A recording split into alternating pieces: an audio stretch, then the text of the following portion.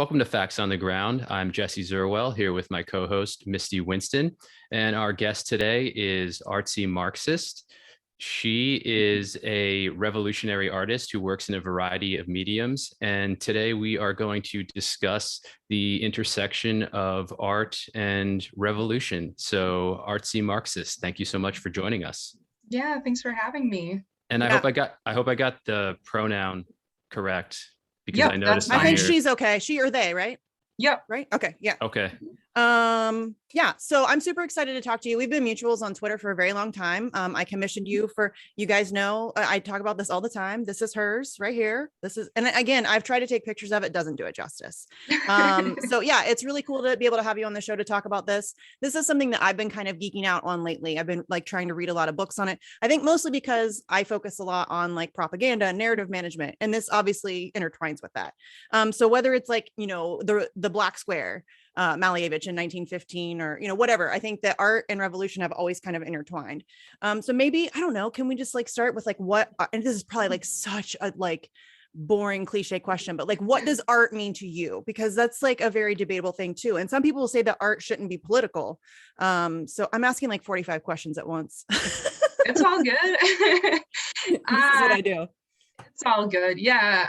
Art to me is not only a means of self-expression, but it's a way to push back against the narrative in a way that's really hard to censor in some ways. It can be.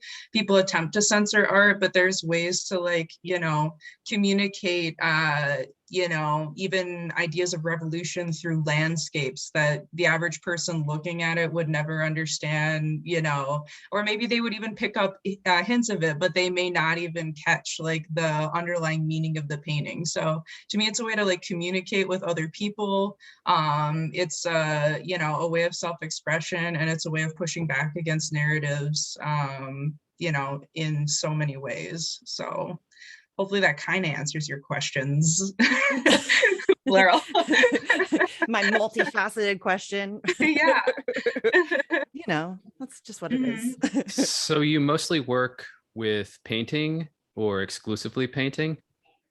Yeah, that's what I've been doing the most of recently. I also draw, you know, but painting has been my preferred medium for a long time. So Yeah. And is there any specific reason for that, or that's just what you organically gravitated toward?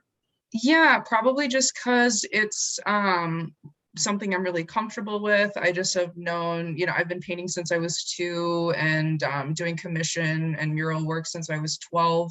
So I'm really, you know, quite comfortable with paint, and I love the vivid colors. I love the ability to like put texture into paintings and make them jump out at you.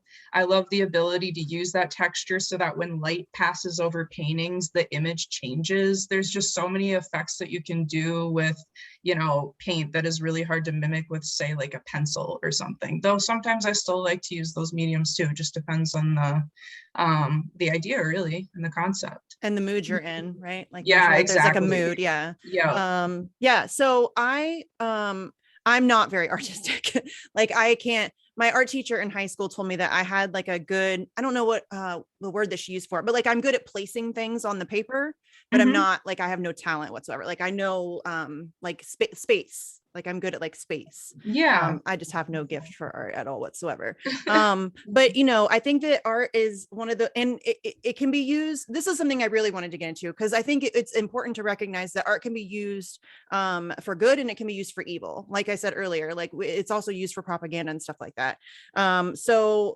Like I think it was in I just read The Dialectics of Art by John Molyneux, and he was talking about how art is like the labor. It's, you know, not bourgeois. It's not labor that's dependent on capital. Do you know what I'm saying? So what do you think about that? And what do you think about the people who try to say that art isn't political or shouldn't be political? Because I think anybody who says that just doesn't know the history of art. Art's always been political. Yeah, I agree with you. I would say like those sorts of people should look into the CIA's program to propagate contemporary art because of the fact that it's non-political. You know, the reason they did that was to go up against art out of the Soviet Union that was very political. And so, you know, it just goes to show, if the CIA feels that it's necessary to pump, you know, millions and millions of dollars into a program like that, why they would consider it a threat. It's something that can communicate with people, even who are adverse to like listening to the message you're trying to convey with the art. It, you know, a lot of my art makes people really angry. I'm sure it does. You're not surprised.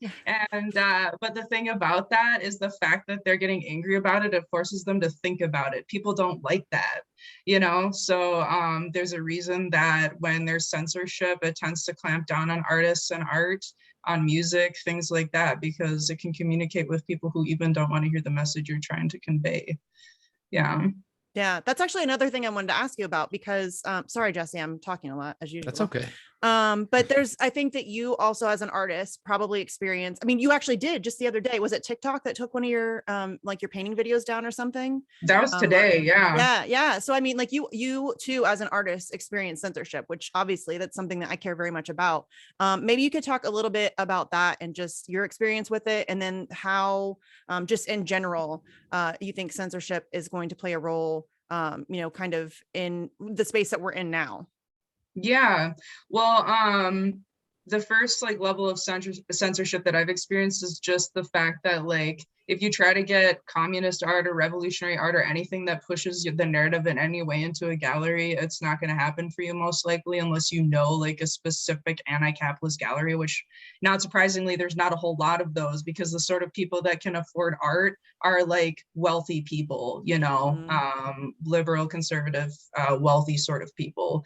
So a lot of those sorts of galleries don't exist anymore, like ones that actually push the narrative. When I've like gone out and scouted for galleries, it's all contemporary art almost at this point, almost all of it. So like, and that's not to say that like all contemporary art is bad or anything like that. There's a lot you can do with like contemporary art that's amazing, and there's a lot of very talented contemporary artists out there.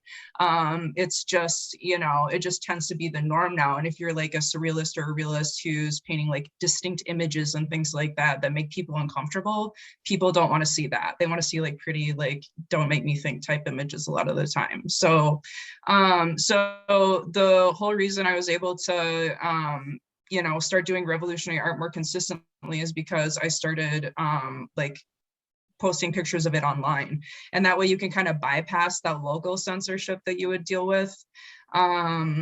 So that's been an opportunity for me, but at the same time, your only options for doing that are places like Twitter, TikTok, Facebook, Instagram. And I've experienced high levels of censorship on all of them. Facebook, I've had to totally give up on. Instagram, I've literally figured out that the only way for me to gain followers is for me to never post on there.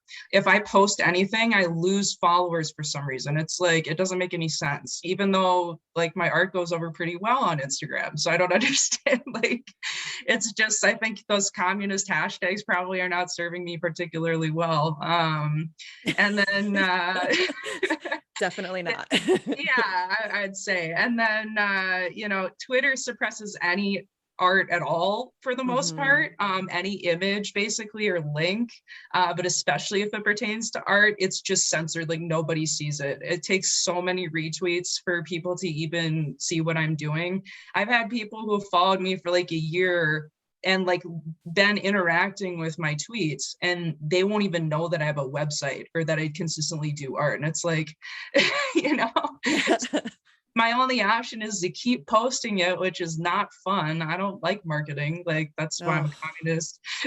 You know, I'm so bad at marketing. I get it. Oh, I really God, do. it's the worst. Like, I'm good at hyping my friends' stuff. Like I'm good at hyping FHL and Convo Couch and Franco, but like my own stuff, I consistently forget to ever do. Yeah, it's not fun. Like I don't like it at all. I hype your stuff all the time. Like I've mentioned your painting like 45 times on different shows. I'm like, that's Artsy Marxist. You know what I mean? Like, no, I get it's so appreciated when people do, truly, because nobody would see it if it weren't for the retweets and such and the support and and interactions that I get. So it truly is appreciated. I always try to respond to as many people as I can saying thank you, because it's truly heartfelt. But and then also on TikTok now, I was nervous when I saw that the moderators were changing from Chinese hands to US hands. I figured that was probably going to mean that there was going to be more censorship on like anti-capitalist narratives. And I had already been reading in the comments people complaining about that because they had already noticed that it had worsened. And yeah, like I got this video that I did today was literally just pictures of my paintings. Like the most questionable one in there was maybe Xi Jinping. I don't think that's questionable, but others may. But that got taken down for hate speech and depicting questionable organizations. So, you know, like you just can't win. My solution is just to repost the exact same video over again and see if I get in trouble. And that one's actually kind of getting some numbers, which is funny. You know, Yeah, just keep pushing back. Yeah, if you suspend me, I'll just make another account, whatever. At this point, like, you know, it's gonna That's happen. all you can do. You can do. Yeah. So every single avenue that I have found for, you know, finding people, comrades to support what I do, I'm also like working uphill, just trying to bypass like all this censorship. It's really unpleasant. It's bad. It's so bad, and it's getting Yeah, worse. It's it gonna really is. Yeah, I'm just expecting to lose my Twitter account at any day. You know, like, I wake up every day amazed that I still have a Twitter account. yeah, I cannot believe I still have a Twitter account. It's crazy. Yeah, it's coming. So you mentioned a little bit earlier that you've been painting since you were 2. When did that cross paths with your political leanings, so to speak? Yeah, or your origin story. I'm always interested in this. Your Marxism, or would you say you're a Marxist or a communist? Both. Okay. Yeah, and I only became like a communist as of about 2 to 3 years ago. It took me a lot of time. I was raised in a very conservative home. I started like moving to the left basically around like 10 when I could finally figure out what was going on, because you're just a kid, you know. I just remember looking at the news and being like, this doesn't seem right, you know. Right. But you don't have any ability to analyze beyond that. And so it took me a long time to kind of see the world. I lived in China for 2 years, which was hugely radicalizing for me. And so, yeah, only about 2 or 3 years have I been a full communist, but I've used art to process, you know, topics that could be said to be political for a long time. I definitely used it all throughout high school and college to process like mental illness, depression, societal issues that I was observing around me. But I didn't really have a developed style. I would like shift around styles a lot. I would shift between like surrealism and realism. And so it's really been in the last like 5 years that I've really solidified my style. And then also in the last 3 years, seen it intersect with like, you know, communism and Marxist ideals and things like that. So it's been interesting, you know, how it's developed over time. And I've had a lot of pushback the entire time, even like all throughout high school and college. I was having teachers and professors try to force me not to draw and paint, telling me that my style was like terrible and it would never go anywhere, that the intersection between realism and surrealism was not going to work, you know. So it was like this whole long struggle of like continuing to paint as well, just paint at all, you know. That has been a struggle in itself. So now I don't care what people think, which is great, but isn't it freeing? It's so freeing. It really is. Yeah, it really is. But that you actually just brought up a really good point that I wanted to talk to you about, because we've seen like over the course, really it's been happening for a long time, but over the course of the past couple of decades, the attacks on arts in schools, like you mentioned, all of your teachers were trying to like talk you out of it. There's like a huge increase in the pushback against arts in schools, and they're being wiped out. Obviously this is intentional, because art is something that allows you to think outside the box, and they just want factory workers, you know. So what do you see? Because again, I am constantly thinking about censorship. Do you think that we're going to be able to combat that enough to be able to make a difference moving forward, because I worry about that all the time, that the level of censorship is going to be, that's why I focus so much on Julian Assange and, all of that stuff, because if we can't, get things out, if we can't combat the propaganda, if we can't fight back against the narrative control, are we going to be able to effectively fight for literally anything? So what do you see moving forward? Just like as education is being, crushed, and the arts especially, are we going to be able to, what do you think? Because these are things I worry about constantly. Yeah, I worry about that too. They're definitely going to censor us highly, but it's important to kind of think through the narratives that are used that get people to self-censor. I noticed earlier, you said something like, I don't have a gift for art. That's not true. Everybody has a potential for art. Everybody has a potential. Some people are better at different kinds of art. Some people are better at contemporary art. Some people are better painters. Some people are better drawers. Some people make music. Some people write. I write. So I guess you're right. Everybody creates super important art of some kind, and a big way that people devalue art is by telling themselves that they can't do it. So I always encourage people to not listen to that, because I have had so many teachers over time tell me that I can't paint or draw. I had a teacher take me aside in 6th grade and talk to me to the point of crying, telling me that artists don't go anywhere and I should just give up now. And it was my English teacher in 6th grade. And who says that stuff to a child? But I saw it all around me growing up. Yes. Even elementary school teachers. The elementary school teacher that I had, she treated me okay, but to other students in the class, she would just tear them down. And it's really weird because it's not like this everywhere. I notice in other places, people are more apt to think that everybody can create music and art. And I think it's capitalism kind of affecting our thinking, where we believe you need some sort of certain qualification in order to produce art, which is not true. Art is very much a part of the human experience. I think a lot of people see art as superfluous too. It's oh, it's, it doesn't make money. It's not profit driven. So why do we care? It's sad. Which people can't define it or directly put their finger on it. And that scares a lot of people away, or intimidates them, or makes them adverse to it, because it's not something they can easily define. Absolutely, because it's completely subjective whether somebody thinks your art is good or bad. You have to be in it for yourself and know your art is good and know that it's got value, and that's what gives it its value, which scares capitalists a lot, because it makes it really hard to sort of capture the market on art. You can't really do that fully. They're trying, but it's not gone very well. So that's definitely been interesting to observe. And there was another point I wanted to make, but now I'm forgetting it. Sorry, it's probably because I interrupted you. I do that sometimes. No, it's all good. It'll probably come back to me at some random time. I do that sometimes. But I think that this, just my kids are in school, and you have to art. When I was in school, we used to have art at least once a day. My kids maybe have it once a week. It's and that's starting to even be put under pressure. Do we really need this, especially now with COVID? They did shorter school days last year, and so now it's if it's not English, math, social studies, whatever, it's not in the curriculum anymore. It's they only have a certain amount of hours, and it's we got to pound this information. But our education system is so cookie cutter anyway. It's so we were just talking about this when I was on FHL the other day. It's like a assembly line. They just want those factory workers, and there's no outside the box thinking. There's no, and it's not, we don't even encourage kids to think for themselves. We tell them what to think, and I think art's a huge piece of that, and why they're pushing it out so hard. Absolutely. It definitely forces you to think for yourself in many ways, just to create one work of art. And I remembered what I was going to say is that the irony of that, and of our education system trying to eradicate art, basically, is every corporation uses art in some way.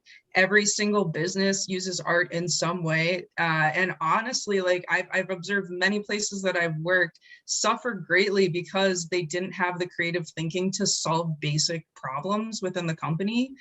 So it actually ends up like capitalism always shoots itself in the foot, you know? And this is just another example of itself doing that. They think it's too risky to have people think for themselves. So instead they choose corporations that stagnate and can't come up with how to create a decent looking website or logo because they want to deny the importance of art in our culture. So it's a really funny irony under capitalism. Funny in a sad way. So when it comes to the commodification of art, which is a huge part of contemporary art, and I would argue art going back even before the 20th century, how do you negotiate that with your own art? And what are your thoughts on the commodification of art? For example, gallery showings and people purchasing paintings and the arbitrary way value is placed on pieces of art. Yeah, I think that's a really challenging issue. I don't know if there's a right or wrong answer. However, I know that I've made some observations. One, it's definitely good that you can't place a monetary value on paintings necessarily because it makes it harder to control, but it also works. It's a double-edged sword, right? That means that somebody can staple a banana to a blank canvas and charge, you know, $2 million for it, and some bourgeois guy on Wall Street can buy it. I don't know, like you get ridiculous things like that happening, but there's always going to be an underground art market, and you know, that's kind of awesome at the same time. So it works both ways. I know that, you know, I'm also forgetting all the questions. Can you repeat your question just one more time so I can get to all the points that? Well, I'll rephrase it a little bit. Yeah. To sort of personalize it to your experience. Yeah. What experience have you had with regard to art commodification with your own exhibiting of art? And I don't know if you sell pieces, but if you do, how have you negotiated that, and how have you reconciled, for lack of a better word, that with your political positions? Okay, yeah, and it's something that's a real challenge. Most galleries, for example, just for starters, most galleries will take a 50 to 60% commission off of your painting. So if you sell something there, you lose the majority of your profit to the gallery, which is really sad. It makes it really hard for artists to support themselves. So I bypass that by only displaying in galleries that take 20% or less. Cause like, you know, it's nice of them to display your art and everything, but they didn't do any of the labor to create the painting. So it seems strange to take the majority of the profit, but that's just how galleries work now. They take 50 to 60% typically, some, you know, some less, but it's pretty rare.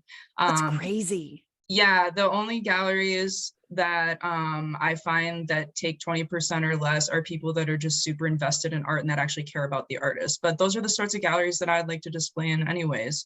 But I bypass that by just being online. I have my own website that I pay for, and that's where my art is mostly displayed. I'm setting up something with the Revolutionary Art Collective, which is something that me and a couple comrades founded. The idea being to prop up revolutionary art and create an online gallery for artists doing this sort of art to display their work and to potentially profit from it too. We're trying to like find artists for our first gallery open on the 1st of October, which will be of Great Revolutionaries. So that's kind of cool. But we're trying to find ways to bypass this because truly right now it is so hard to find revolutionary art consistently and follow it and support it.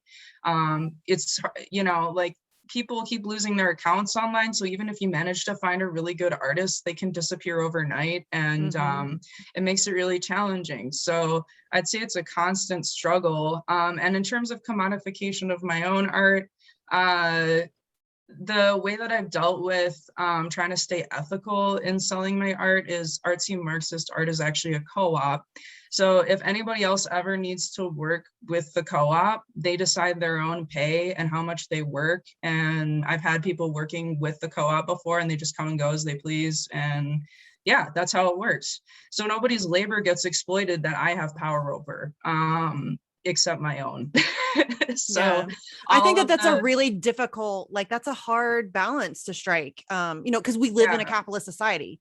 We have to survive. And like, obviously you want to, I mean, we deal with this as podcasters, like we're constantly called grifters and all of that stuff, which is weird, but do people think that those who are putting in labor shouldn't be compensated for it? Like, obviously, of course they should. So it's like that weird, it's a hard, difficult balance to strike. It is. And like in an ideal world where we have communism in full swing, like I would definitely just paint for myself because I wouldn't have to pay rent and stuff. That would be awesome. I would really rather not have to like sell my art like this, but I don't have a choice because I have to pay rent, unfortunately. And it's very hard. I'm also autistic. It's difficult to survive in a corporate setting, at all in the current situation. Hard to apply for jobs, so art is really the only thing that, is really a lifeline for me. And I don't like forcibly sell art to anybody. Last I checked, the people that are buying art from me and supporting what I do are aware of the prices they're paying. And oftentimes very much care about the art they're purchasing, like I do. Yeah, so far every single commission I've done has been so heartfelt. It's been wonderful to work with people. It's very rewarding, so much so more so than corporate settings in the United States. Oh my gosh, I'm actually a full-time interpreter. Most people don't know I'm also a Mandarin and Spanish interpreter full-time, and it is not easy. They basically try to give us as little time to do our jobs as possible and then accept having the quality of the interview degrade. And it's just so frustrating, So always trying to cut corners, those capitalists. Imagine how cool it would be though, if people like yourself could just like, how much amazing art are we missing out on because people have to have corporate jobs or sit in a cubicle or whatever, just so that they can survive. I always think about that. Like, what are we missing out on? Because exactly. I mean, what advancements could we make in a multitude of areas because people have to work 50 hours a week and they're exhausted and they can't think about anything else other than just survival. It's sad. It sucks. I mean, there have been studies done. Yeah. Sorry, go ahead. I was just going to say, it's not naturally that way. It's not a law of nature that it has to be that way. Capitalism structures it that way on purpose. And we can do better. And it doesn't just apply to art. It applies to political action, to any independent endeavor, I suppose, that you want to take up. Capitalism is about stifling that, about killing that inside of you. And even when they claim innovation, it works really well. Yeah, even when they claim capitalism, breeds innovation, that's crap. It does not breed innovation.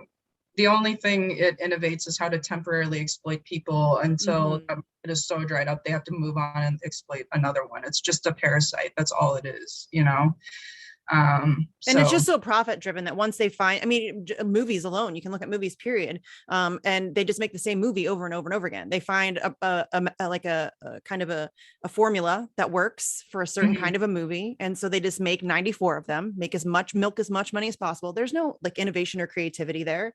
It's just profit driven. It's just like, let's get these out as fast as we can and make as much money as humanly possible on like the 94th Marvel movie. My husband's here. He's going to kill me because he loves Marvel. And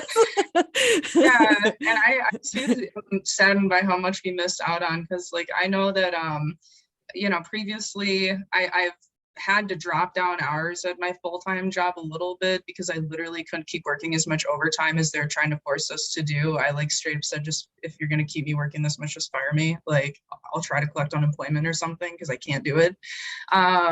And I literally didn't have time to paint or energy to do art most of the time. Like I would maybe at best be able to get together like 2 hours or 3 hours once a week, if that.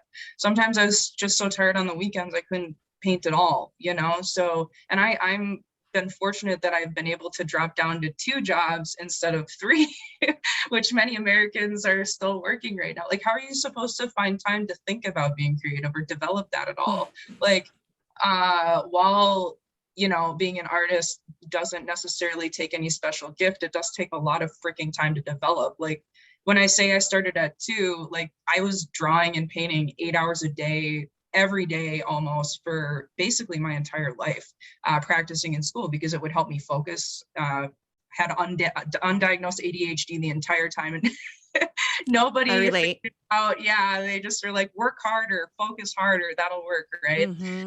So the drawing would help me focus. So I literally was doing this 8 hours a day for this long. Where are you supposed to find the time to do that if all you're doing is working?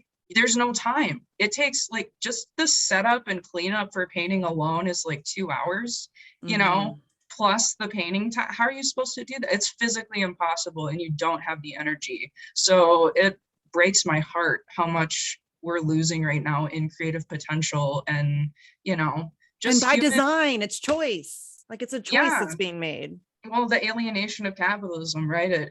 They want to separate us all out. And if art is a way to communicate with one another, of course it's going to attack that. But it's just so depressing still watching it happen, and the material fallout of that, you know? Yeah, when it comes to this, I always think of a line by this punk band, Strike Anywhere, I really like. And it's, from action to fashion, we rot in the office. And I think that describes pretty perfectly what we're talking about, that capitalism would rather see us put aside whatever political ambitions, artistic ambitions, whatever action we have, and become cogs in the machine. I know that's cliche, but it's true. And to rot away and have our potential, our talents, our other avenues of pursuing life and solidarity rot away. It's any, like, ambition of self. I mean, they don't want you to have any, like, self. You are just a part in the machine. And Carlin talked about it decades ago. They don't want you to be smart. They don't want you to think for yourself. They just want you to be able to run the machine. You just got to be smart enough to run the machine. That's it. Yeah. In fact, any more than that is dangerous to them. So there's no point. And multiple presidential candidates and presidents have been caught saying this. Donald Trump, I love the uneducated or undereducated. Hillary Clinton said, we don't want our voters to be educated. I mean, this is, of course, they don't want people to think for themselves. And quite frankly, they want to force feed you what to think. We're not even, it's not even that we're propagandized to vote against our own interests. We're propagandized to literally think against our own interests. Exactly. Yes, we are. And it's terrifying because they're so good at this. They're so good at it. They've convinced, we're in the United States of America in the year 2021 in the middle of a global pandemic, and we can't even get a vote on healthcare. You know, that's crazy. And people just accept that and will give politicians a pass for not fighting for it. And nobody's in the streets. Like, it's crazy to me that this is what we're willing to accept. But we've been propagandized from birth to think like that. But to be fair, when that successful revolt for the eviction moratorium happened, they did play music to drown out people's voices. So there was some art there. You just made me choke on my water. In terms of the music. No, I'm being facetious. Yeah. Oh. You know, and even if people do support, which like 70% of people, right, or 70% of Democrats support Medicare for all. I think it's in the 80s, actually. Is it? Okay, I'm not updated. I know majority of people in general. Majority of conservatives, like over 50%, not majority. Over 50% of conservatives support some form of universal health care of some kind.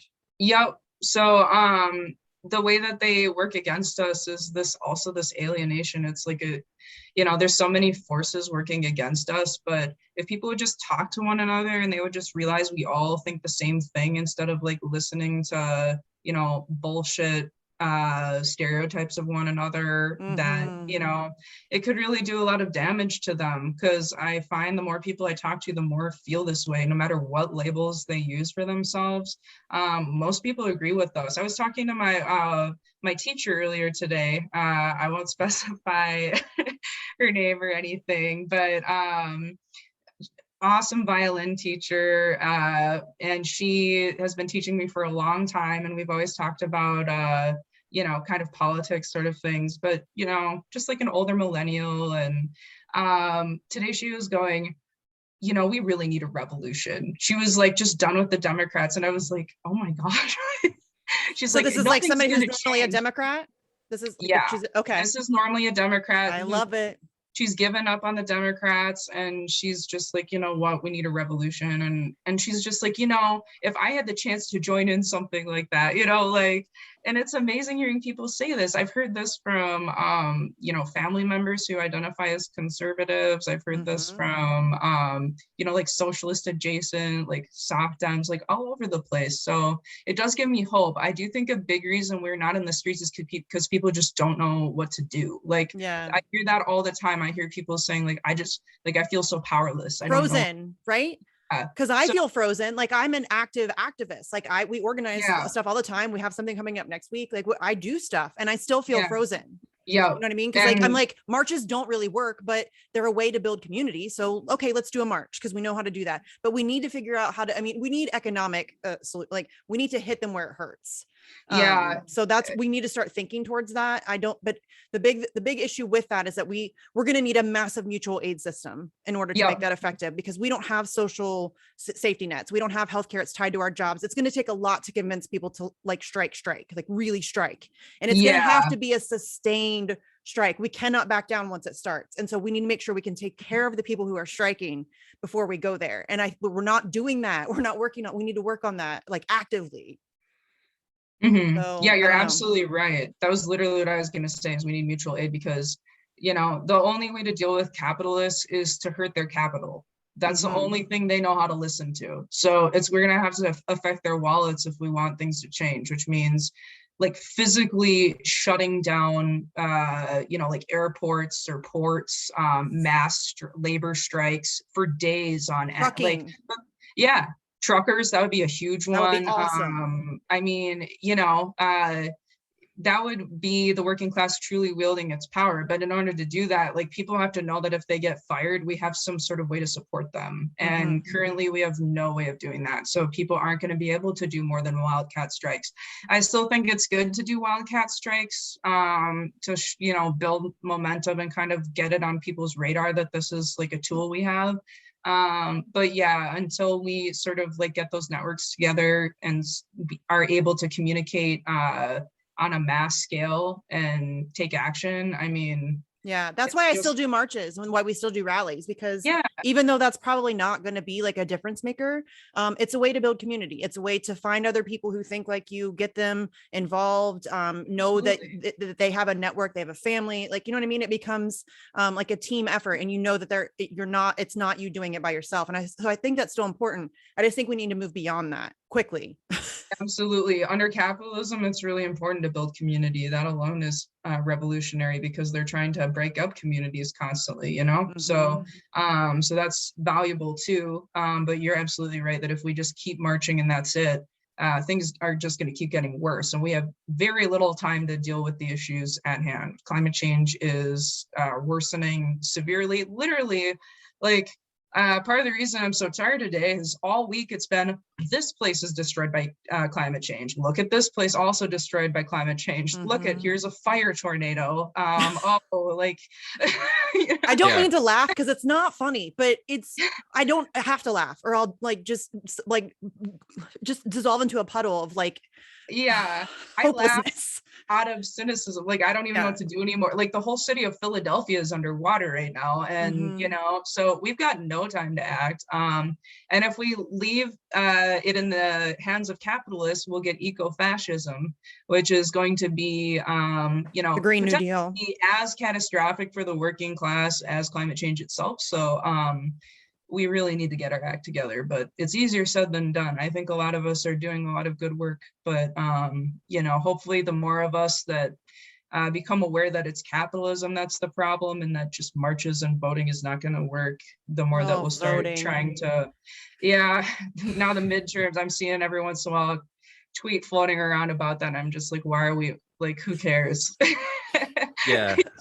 Somebody tweeted recently that something to the effect of the Dems are going to lose the midterm elections. And my Yes, they are. immediate thought was, who fucking cares? It I doesn't wish make one iota somebody of difference. somebody the other day was like, they did the whole, oh, but you participate in capitalism thing. They're like, for somebody who doesn't like electoral politics, you should sure talk to it or talk about it a lot, because there are still people who think that that's legitimate. Like, we have to have this conversation. We have to, lots of people, millions of people still think that it's a legitimate answer to our problems. And it's never going to be an answer to our problems. It's never been an answer to our problems. Voting's never gotten a shit. Not a damn thing. And that's where the level of discourse is now, is that if you oppose something, then you don't have a right to talk about it or critically I'll talk about whatever the fuck I want. How about that? People don't like that. Oh, I'm so tired of people trying to police what I talk about. Shut up. Oh my God. Oh, you talk about Assange too much. Fuck off. Fuck off. If you don't want to hear it, then mute me, bitch. Jesus, I'm so tired of it. Sorry, little rant for the day. Good No, Lord. it's all good. I definitely understand. Every single time I paint somebody, I got a string of people telling me, why did I paint that person? It's like, yeah, you said today that somebody DM'd you like critiques. Who the fuck do you think you are? A lengthy critique. They wrote out like 2 paragraphs on, and they're clearly aware it was inappropriate, because they're like, feel free to block me, but here's my 2-paragraph long. And I'm like, this is not the first time this has happened. This is multiple times I've had people commenting or DMing me, like, if you got better art in your head, then you do it, please, because we need more art out there. But was it commissioned for you? No, shut the fuck up. And like, I just spent 15 hours on this and basically didn't sleep, because I was so excited about posting it, and like, and then somebody just comes in and is like, I think the perspective is if I want input, I ask artists that are close to me who I trust their judgment, which I do a lot. Like, I ask my partner, well, sure. I mean, I think everybody, like, to grow, you want to, yeah, of course. Or like if sometimes you literally have just stared at a painting so long you can't see shit, like, I've been looking at this person's face for 3 hours. How's the shading on the cheek? That's great if I have somebody else's input. But when somebody just butts in and is like, let me just force my opinion upon you quickly, it's, nobody's ever going to take that well, like, it's so dumb. Yeah, especially something as personal as art, because that's like pouring your soul out, like, I don't know. Yeah, the only response you can have to somebody like that is, well, feel free to paint the painting that you would like to see. What else can you say to them? Do better than me, please. Yeah. Like, I relate to this actually, because people do this with like, you're not organizing right, or you don't do this right. Well, then if you can do it better, do it. Like, stop sitting on your couch tweeting at me and go organize something. I will boost the art.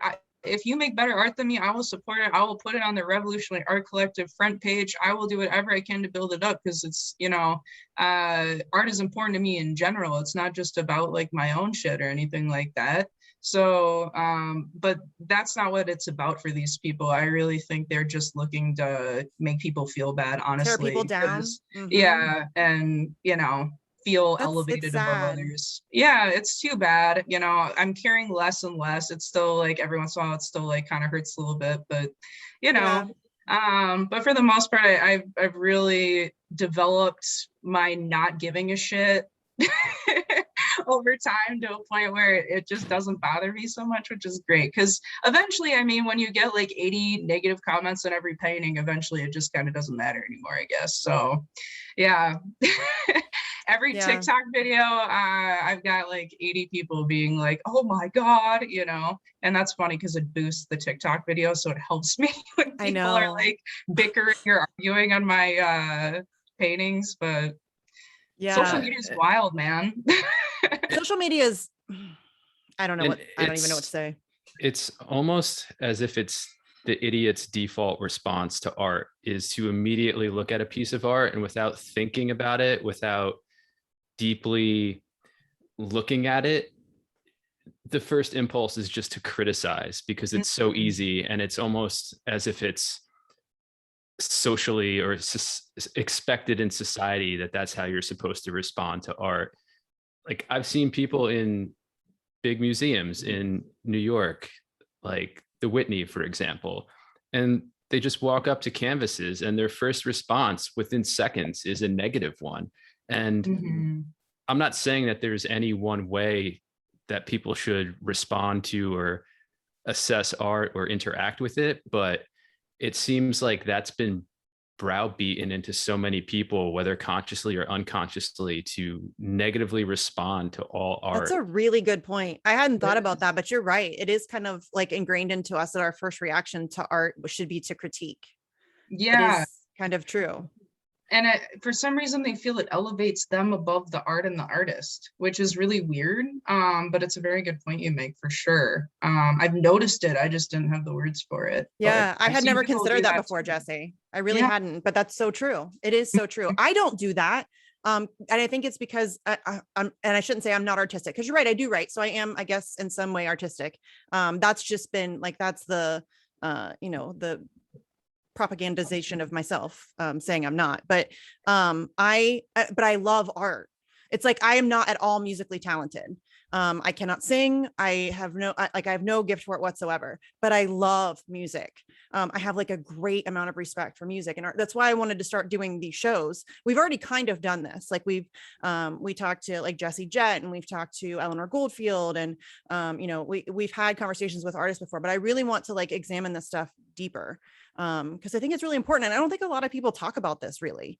The intersection of art and revolution, and like how it influences in both good and negative ways. Like I said, like there's the propaganda aspect of it and how it's used against us. And I think that we need to be mindful of that. Especially in this country, we're the most propagandized population on planet Earth. I mean, I don't think that that's even debatable at this point. And it's because it's so subtle.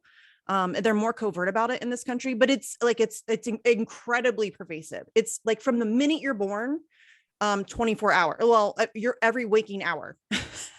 Yeah. You are being bombarded with propaganda, from TV to movies to magazine covers, newspapers, the textbooks in your schools, the curriculum in your schools, everything is just dripping with propaganda.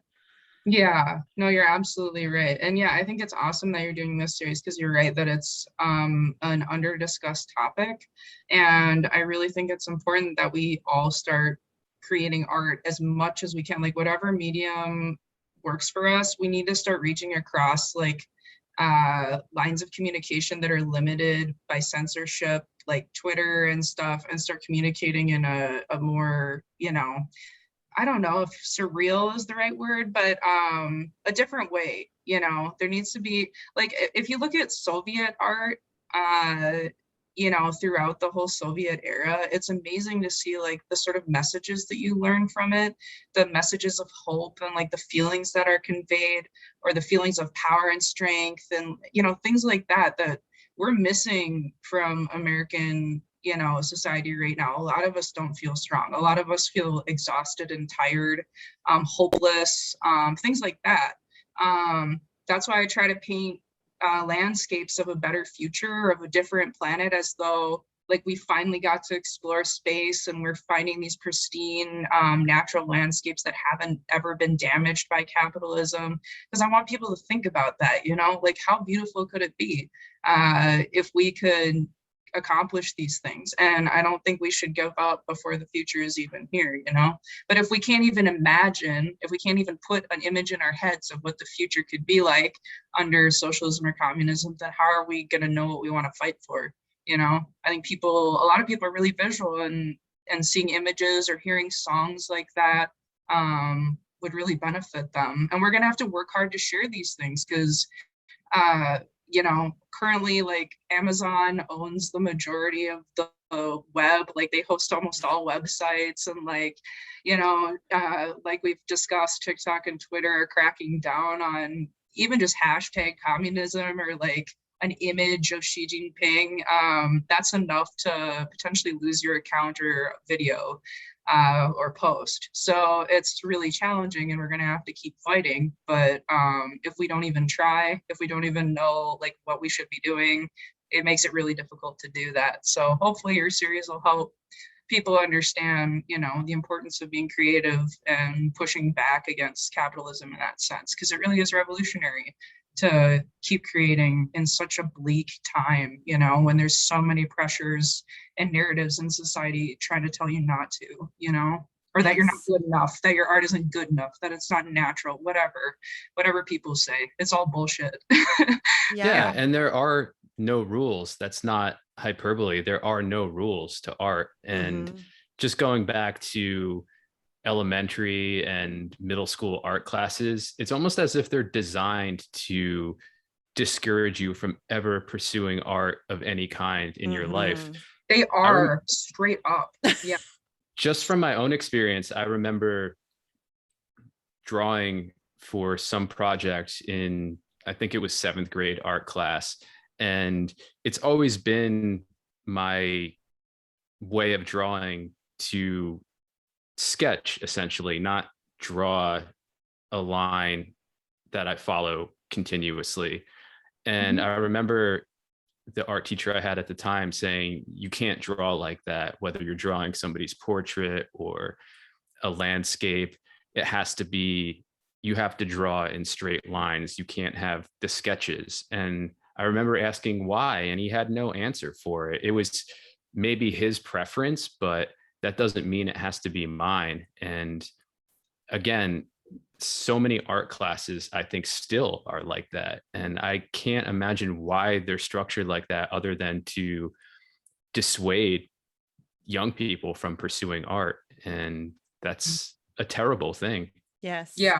That's been all my observations as well. Almost every single art teacher, minus like 2. And I've had a lot of art teachers over time, just in school, you know, like not special classes or anything, just school. But only 2 of them were even decent at all people, like cared about their students, wanted to be there. All the other teachers were exactly like that. They would try to tell me how to paint or draw, put down other students just like as a matter of practice. And like the big thing I noticed is they're all trying to force people to be realist artists, which is not the type of art everybody does. I'm not even a realist. I can do realism, but do I enjoy it? Not really. I really prefer surrealism, like, and more using more impressionistic, like those big paint strokes with lots of color and, you know, lots of texture and stuff like that. Yeah, so many teachers will have you draw a portrait, and then if you can't draw the portrait, they're like, oh, you're not an artist. Like, portrait art is such a small percentage of the overall amount of art, you know, like there's acrylic pouring. I wish art was structured around like, find your type of art that you like and that you're good at, and then we'll build that up.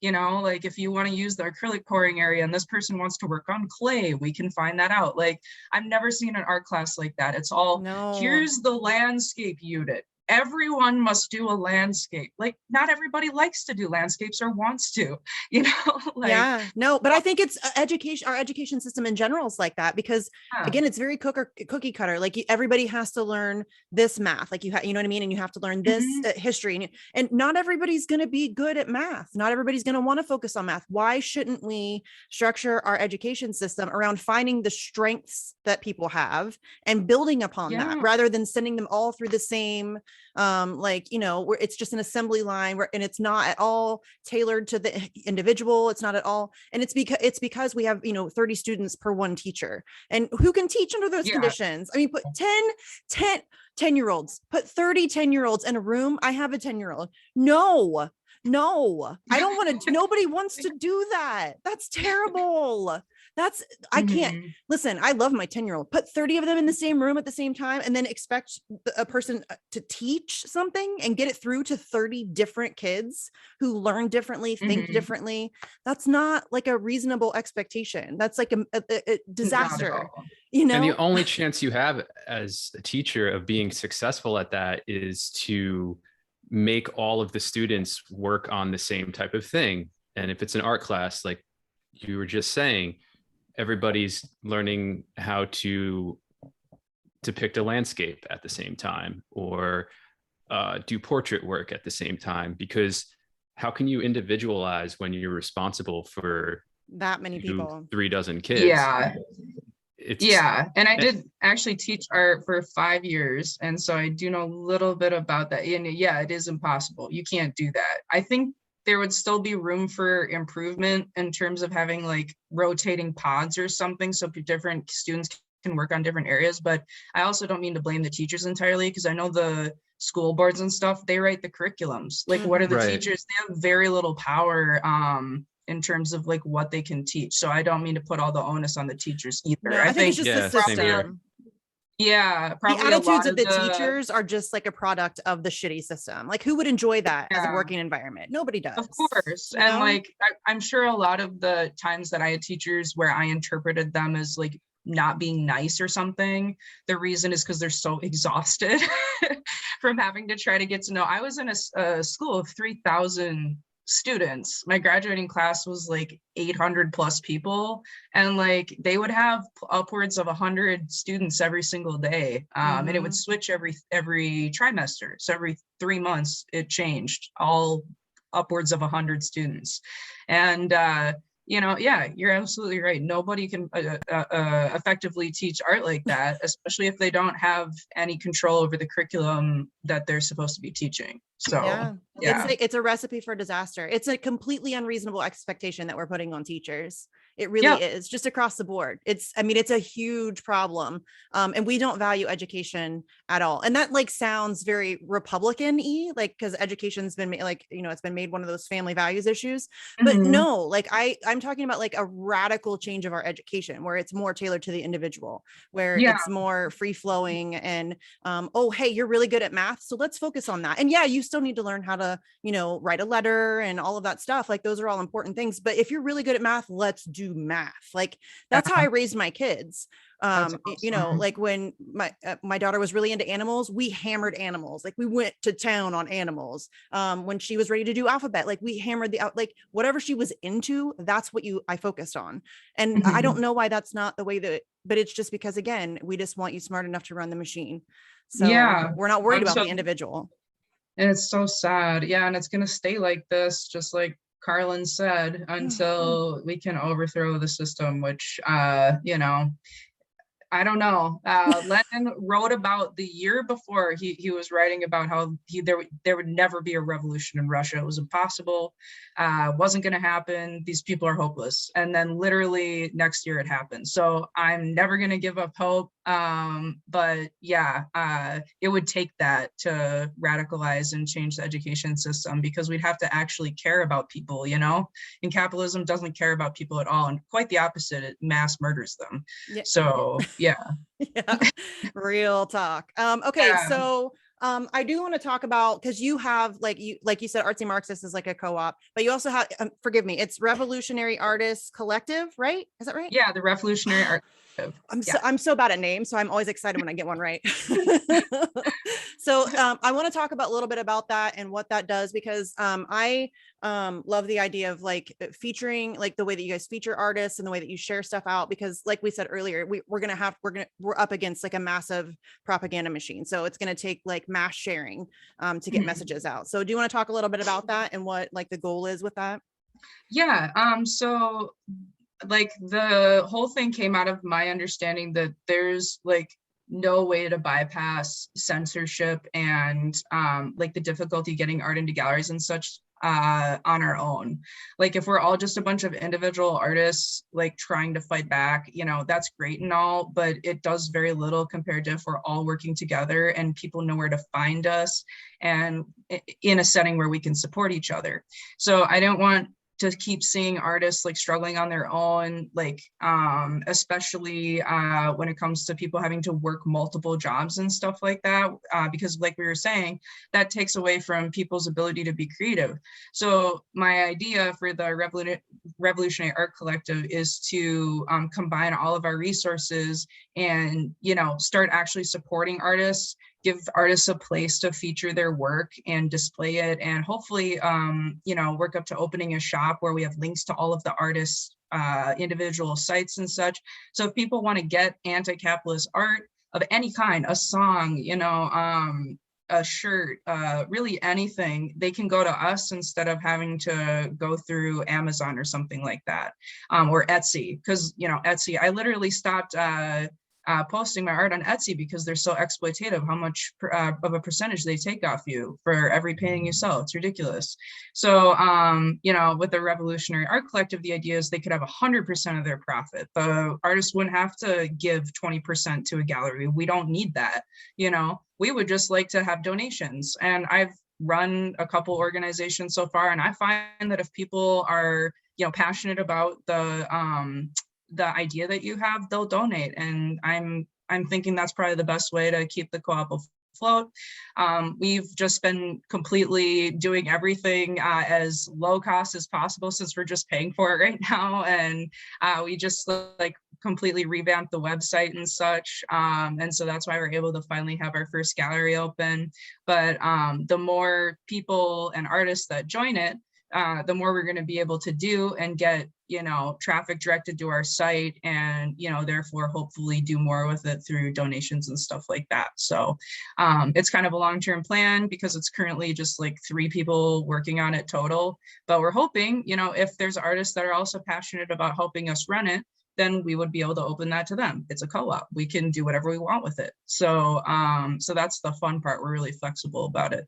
So and I love that idea. Yeah, I'm just really excited. Yeah. And we have Great Revolutionaries coming up on the 1st of October, assuming we can get enough submissions. And then Visions of the Future will be New Year gallery open. So that will be like landscapes or images that inspire people for a better communist future. And so if anybody wants to submit anything for that, you know, they can just look us up. I can send you the @Misty, so you can post it. We'll link to everything in the show notes. We always do that. And I mean, I can share it out on Twitter and stuff like that. But I love this idea.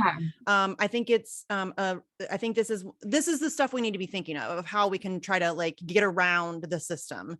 You know, because that's really what we're gonna have to try to figure out. That's, I think, our best bet now is to try to think of ways that we can get around the existing system in different we're gonna have to be creative, because they control so much. Yeah, you know, so it's literally going to be like us working class people passing $20 around until the revolution happens. Like, but honestly, that can make a difference. You know, if we could support even 3 artists to a point where they're able to drop down to just 1 full-time job and give themselves some time to create, it's been a success, you know, like, so I'm really hopeful for where it could go. And the more people that know about it and join, the more we can do. So yeah, that's why I love the idea of supporting independent art. In the same way about supporting independent media, I think that's a huge thing that we have to do too. I would love to see like Krish Mohan. Like, what about comedians? Do you feel like comedians could have a spot there? Okay, because Krish is amazing.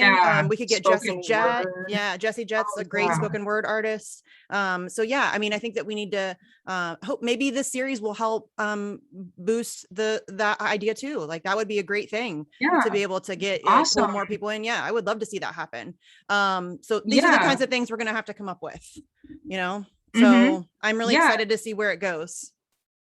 Thank you. I think it's important to remember how powerful a force art is, because it's been so relegated thanks in large part to capitalism. And corporatized. And a lot of people now, like pop music. A lot of people now, you say art or painting and they think of Andy Warhol or Bob Ross, which I love Bob Ross. Don't get me wrong. I love me some Bob Ross, but I mean, come on.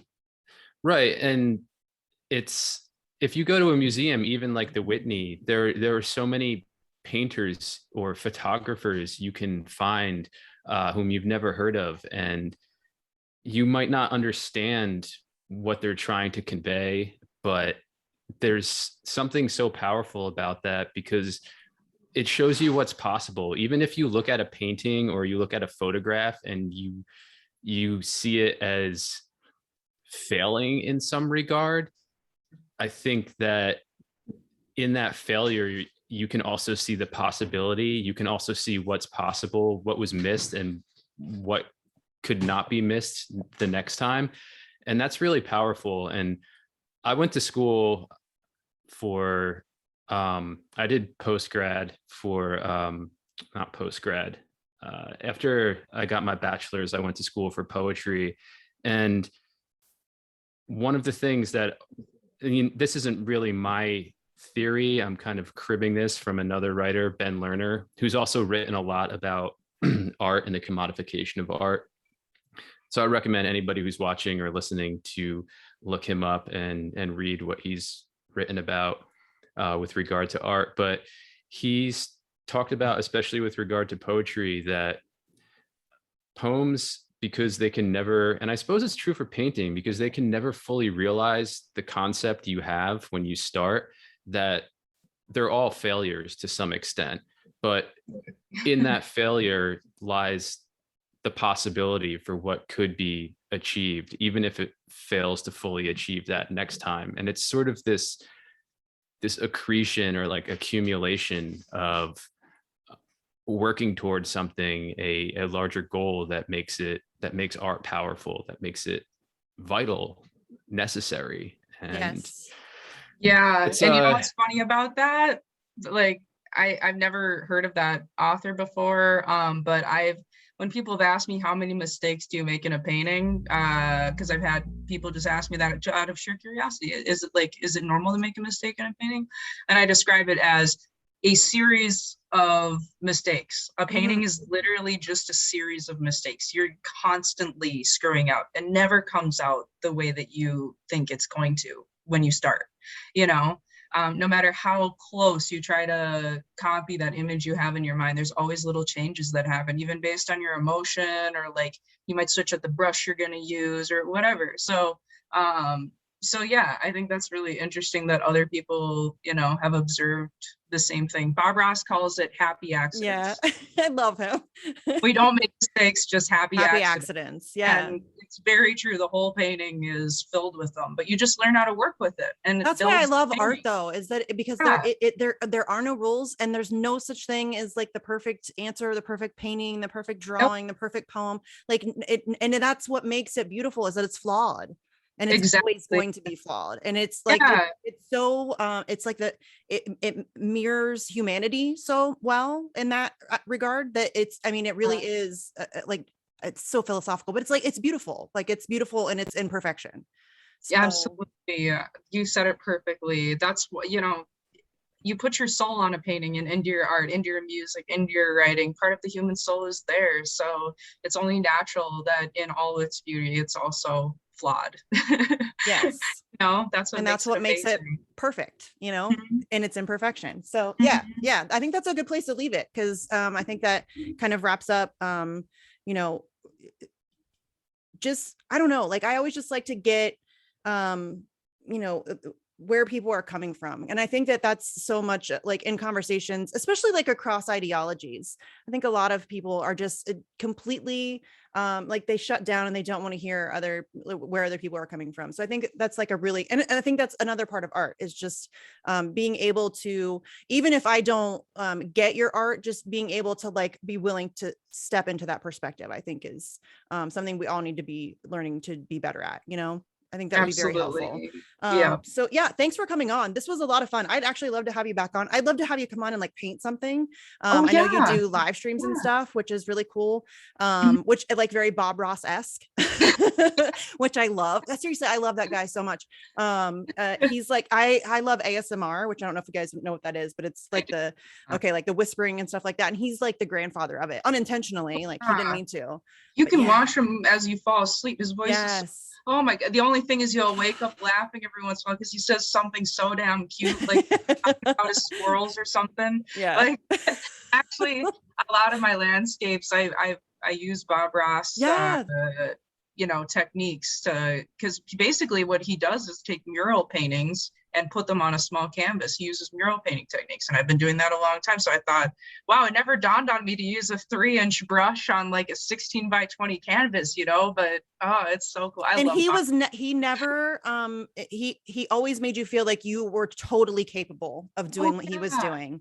And you can do, like, come on, you can do this. Let's do, you know, we're going to grab our brush. Like, you never felt like there's no way I could do that. Because as somebody who is not very gifted and like as a painter, I've never tried a Bob Ross across. I've never tried to do it myself, but he never gave you the impression that that was something that you couldn't accomplish. Everybody can do this, you know? And that was really nice. That was nice. Yeah, I love that about him so much. And he's taught me so, I'd been painting a long time before I ever watched Bob Ross videos, and he still taught me so much. I grew up on him. Oh, love it. And yeah, anybody who needs to just take a break and relax from capitalism for a minute should go watch a Bob Ross video. And hopefully I'm not as calming as him when I talk, because I can tend to get into like how capitalism is like destroying us, but but hopefully I can inspire some folks to try painting and creating art in a similar way. Not quite to his extent, but you know. And we can dream. I think when it comes to the intersection of art and revolution, Samuel Beckett, the Irish writer, he said it best: ever tried, ever failed, no matter, try again, fail better. And I think that, like I said, applying that to both art and where it intersects with revolutionary politics and actions, I think that's spot on. So yeah, I'm really excited to continue this conversation with more artists of varying types. But thanks for doing this. Thanks for coming on. Thanks for taking the time. We would again love to have you back and have you paint something for us. I'd love to have you on Bitch. And we can just rant about some stuff. But yeah, this was really a lot of fun. So thanks for coming on. Thanks everybody for watching. Do you want to tell everybody where they can find your website, your Twitter, all that good stuff, so everybody can support your work? Sure. So artsymarxist.com is a good place that has all my links, but also you can find me on TikTok, Twitter, Instagram, Twitch at artsy_Marxist. So, and I also have a Patreon, which is patreon.com/artsymarxist. That just helps me buy painting supplies, and I post HD digital downloads of all of my paintings that I complete, so that, if people want to help support and help me buy oil paint and canvases, which is very expensive, I'm able to continue to do so. So yeah.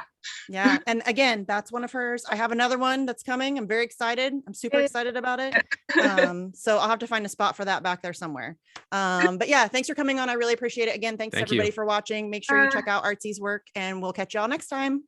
Thank you.